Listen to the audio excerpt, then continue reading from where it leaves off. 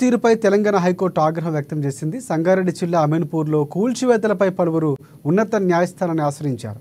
దీంతో ఈ పిటిషన్పై విచారణకు హైడ్రా కమిషనర్ రంగనాథ్ వర్చువల్గా అమీన్పూర్ తహసీల్దార్ కోర్టులో హాజరై వివరణ ఇచ్చారు. శని ఆదివారాలు సూర్యాస్తమయం తర్వాత ఎందుకు కూల్చివేతలు చేపడుతున్నారంటూ కూడా హైకోర్టు ప్రశ్నించింది. ప్రధానంగా ఆదివారం ఎందుకు పనిచేయాలని కూడా ప్రశ్నించింది. సెలవుల్లో ఎందుకు నోటీసులు ఇచ్చి అత్యవసరంగా కూల్చివేస్తున్నారంటూ కూడా ప్రశ్నల వర్షం కురిపించింది హైకోర్టు.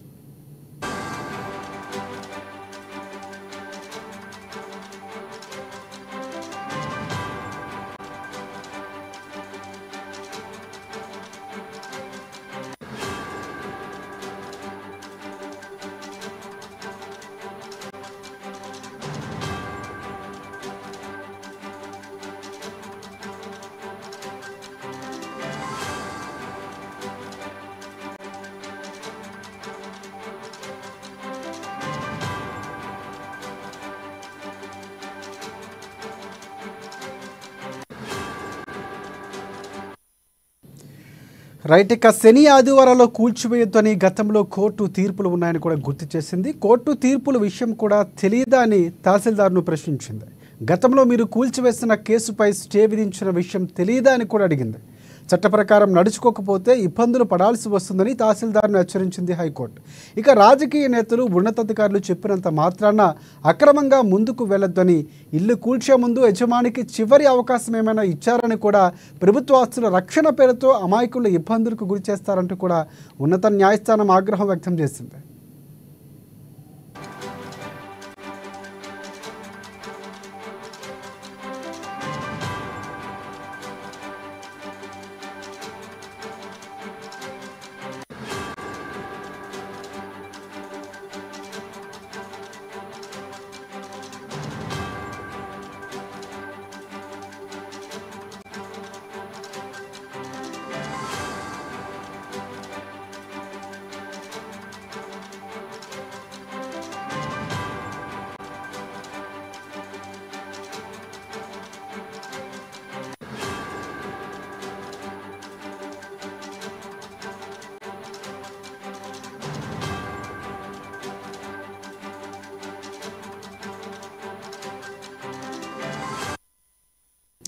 ఇక ఆదివారం కూల్చివేయొచ్చా అని హైడ్రా కమిషనర్ను హైకోర్టు ప్రశ్నించింది. కోర్టు అడిగిన ప్రశ్నలకే సమాధానం ఇవ్వాలని సూచించింది.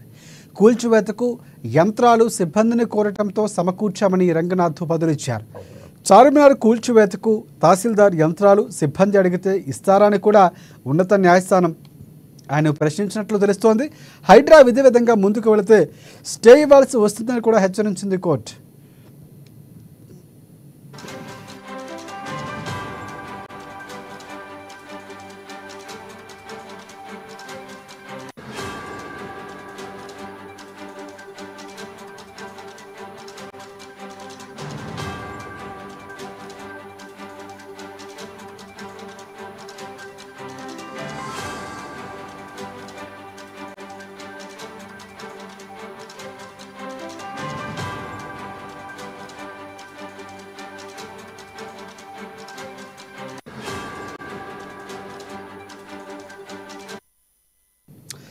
ఇక ఖాళీ చేయనంత మాత్రాన అత్యవసరంగా కూల్చాల్సిన అవసరం ఏముందని, రాజకీయ నాయకులు సంతృప్తి పరిచేందుకు, పై అధికారులు మెప్పించేందుకు చట్టవిరుద్ధంగా పనిచేయొద్దని కూడా సూచించింది.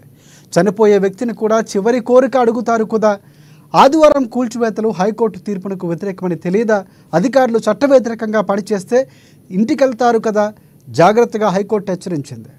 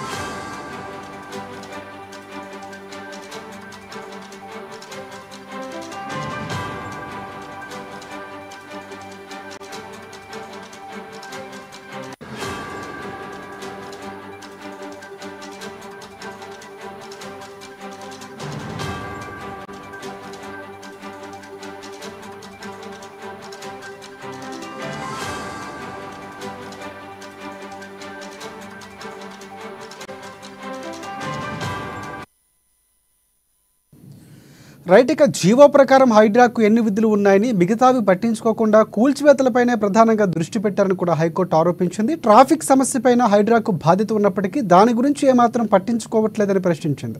మాదాపూర్లో ప్రయాణం ఎంత సమయం పడుతుందో తెలుసు కదా, నిబంధనలు పాటించుకుంటే హైడ్రా ఏర్పాటు జీవోపై స్టే ఇవ్వాల్సి వస్తుందని కూడా హెచ్చరించింది. సబ్ రిజిస్ట్రార్ రిజిస్ట్రేషన్ చేస్తేనే సామాన్యులు ఇల్లు నిర్మించుకున్నారన్న విషయాన్ని కూడా గుర్తు చేసింది.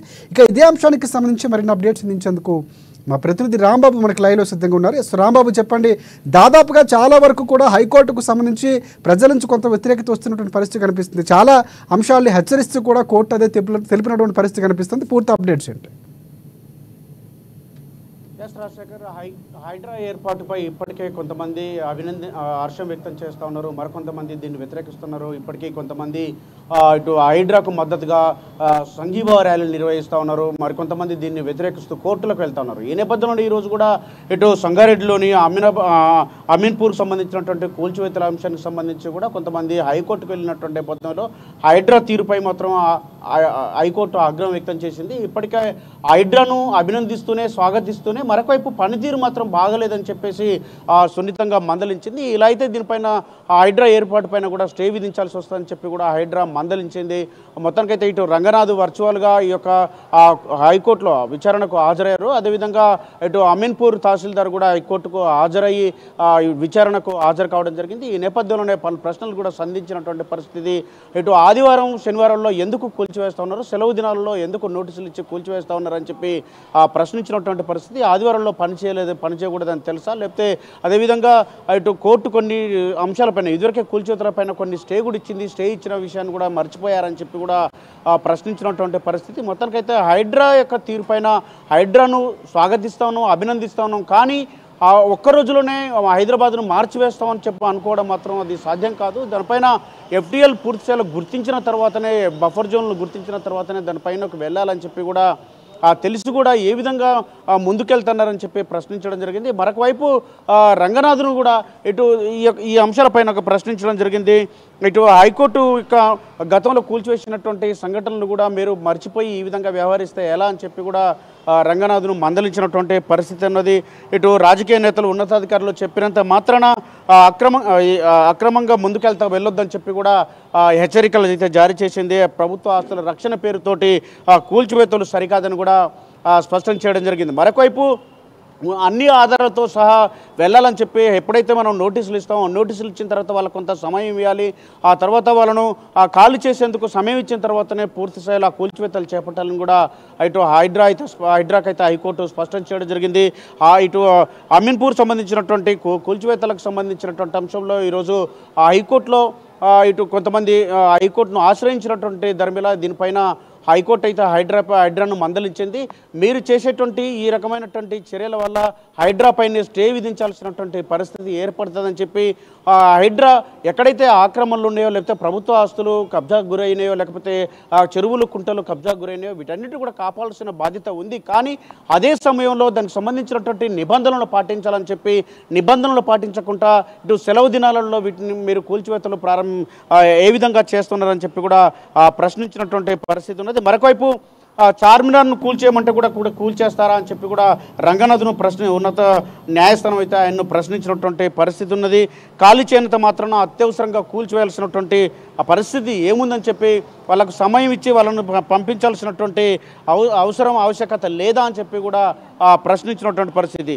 అదేవిధంగా మూసీ నదిపై కూడా 20 అంటే లంచ్ మోషన్ పిటిషన్ కూడా దాఖలైంది. దీనిపైన కూడా విచారణ సంబంధించినటువంటి జీవో ప్రకారం హైడ్రాకు ఎన్నో విధులున్నాయని చెప్పి మిగతా వాటిని పట్టించుకోకుండా కేవలం అంటే ఒకవైపు ట్రాఫిక్ సంబంధించినట్టు కానీ, లేకపోతే వరదలకు సంబంధించినటువంటి కానీ, లేకపోతే అత్యవసరాలకు సంబంధించినటువంటి కానీ, పోలీసు కానీ, ఇవన్నీ అన్ని అధికారాలు ఉన్నాయి.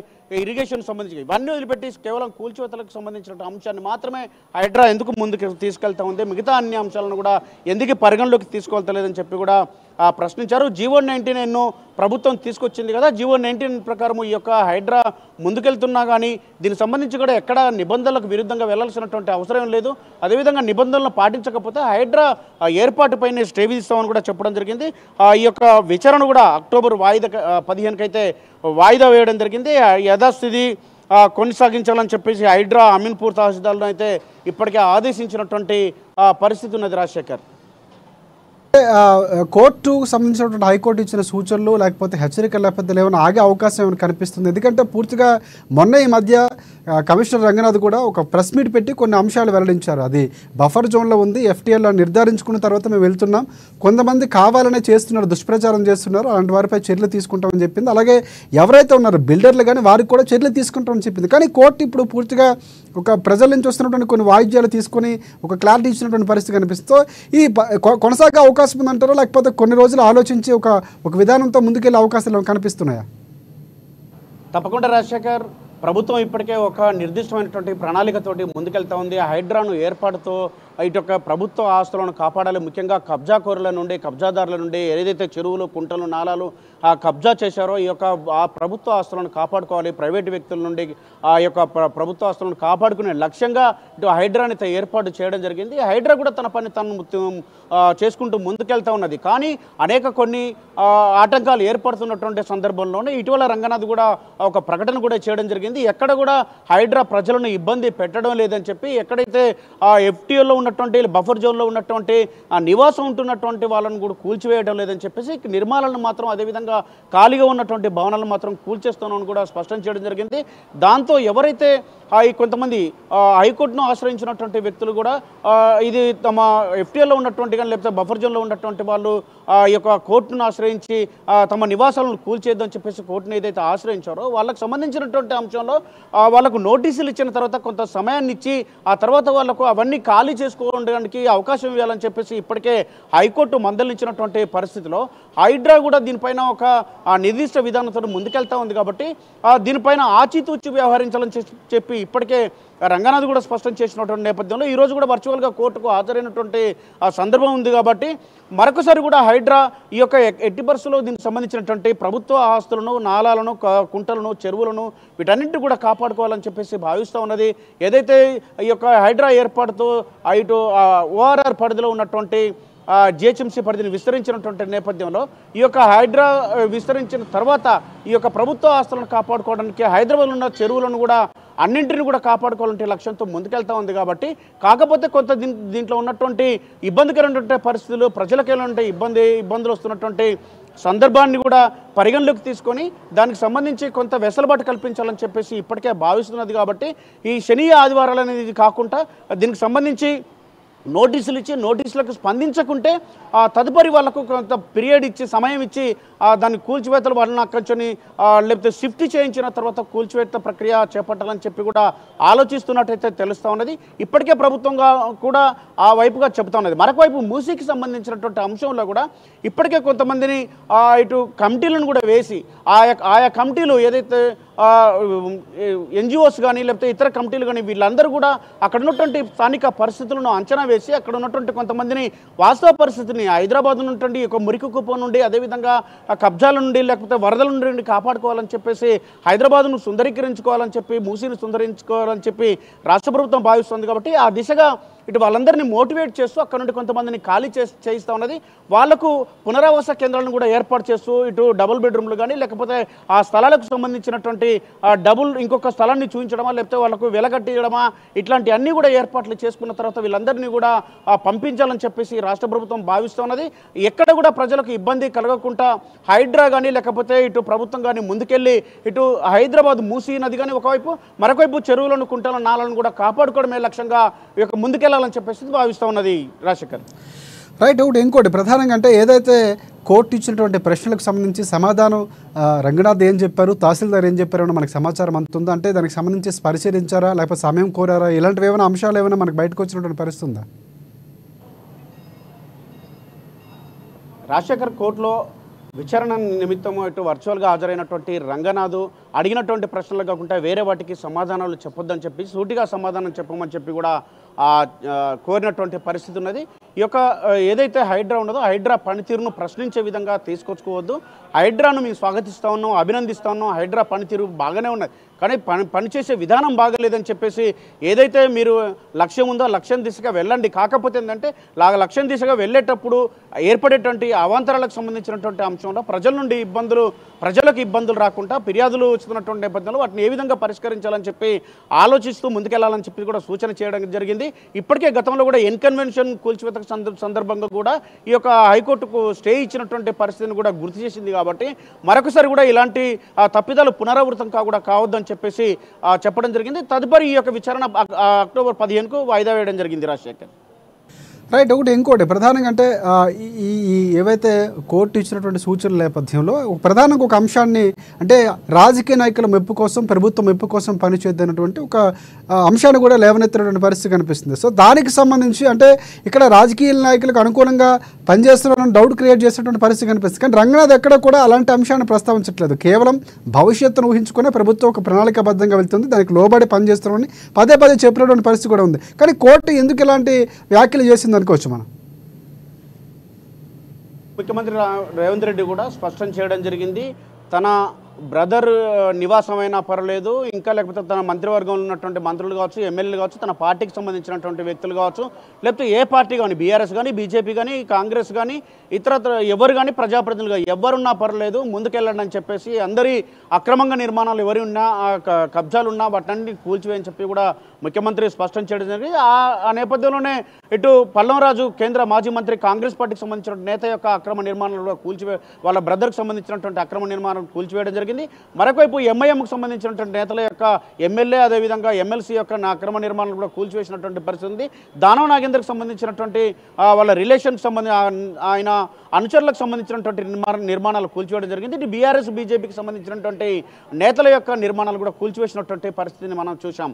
కానీ ఇటు ప్రభుత్వం మాత్రం ఇటు రంగనాథ్ను ఎవరు చెప్పినా వినొద్దు, మీరు ముందుకెళ్ళమని చెప్పినటువంటి నేపథ్యంలో రంగనాథ్ కూడా ఎక్కడ కూడా రాజకీయాలకు తలగ్గకుండా, రాజకీయ నేతల యొక్క సూచనలను పరిగణలోకి తీసుకోకుండా ఇటు తన విధానాన్ని స్పష్టంగా ప్రభుత్వం చెప్పింది ఏదైతే చెప్పిందో ప్రభుత్వ స్థలాలను కాపాడాలన్నటువంటి ఉద్దేశాన్ని ముందుకు తీసుకెళ్లేటువంటి కార్యక్రమాన్ని దాంతోనే ముందుకెళ్తా ఉన్నారు. కాబట్టి ఈ యొక్క నేపథ్యంలో కొన్ని అక్కడక్కడ ఏర్పడుతున్నటువంటి అవాంతరాలకు సంబంధించినటువంటి అంశాన్ని కోర్టు ప్రస్తావించింది. రాజకీయ నేతలు చెప్పినట్టు లేకపోతే ఇంకెవరో చెప్తే అప్పటికప్పుడు కూల్చివేస్తారని కూడా ప్రశ్నించడం జరిగింది. ఒకవేళ ఇటు చార్మినార్ను కూల్చేవంటే కూడా కూల్చేస్తారని కూడా ప్రశ్నించినటువంటి పరిస్థితి ఉన్నది. కాబట్టి దీనిపైన ఎక్కడైతే కూల్చివేయంటే కూల్చేయకుండా గుడ్డిగా కాకుండా దానిపైన ఎఫ్టీఎల్లో ఉందా, బఫర్లో ఉందా, లేకపోతే దాని మీద పూర్తిగా ఆధారాలు ఏమన్నా ఉన్నాయా, లేకపోతే దానికి సంబంధించినటువంటి ప్రజలు ఇబ్బందుల్లో ఉన్నారా, లేకపోతే అక్కడ నివాసం ఉంటున్నారా, నివాసం ఉన్నటువంటి వాళ్ళను ఏ విధంగా వాళ్ళని షిఫ్ట్ చేయాలి, ఆ కూల్చివేతకు సంబంధించినటువంటి అంశంలో వాళ్ళకు నోటీసులు ఇచ్చి ఎప్పుడు నోటీసులు ఇచ్చారు, ఎప్పుడు కూల్చివేస్తున్నారు, ఆ సమయాన్ని కూడా వీటన్ని కూడా పాటించాలని చెప్పి కూడా ఈ ప్రస్తావిస్తూ ఈ యొక్క అంశాన్ని అయితే క్వశ్చన్ చేయడం జరిగింది. Right. Thanks for updates Rambabu. మొత్తానికి హైకోర్టు ఇచ్చిన సూచనలతో మరొకసారి కాంగ్రెస్ పార్టీ ప్రజాపాలనగా చెప్పుకొని ముందుకు వెళ్తున్నటువంటి పరిస్థితి, ప్రజలకి భవిష్యత్తులో ఎలాంటి ఇబ్బందులు రాకుండా హైదరాబాద్ను సుందరీకరణ, మూసీ ప్రక్షాళన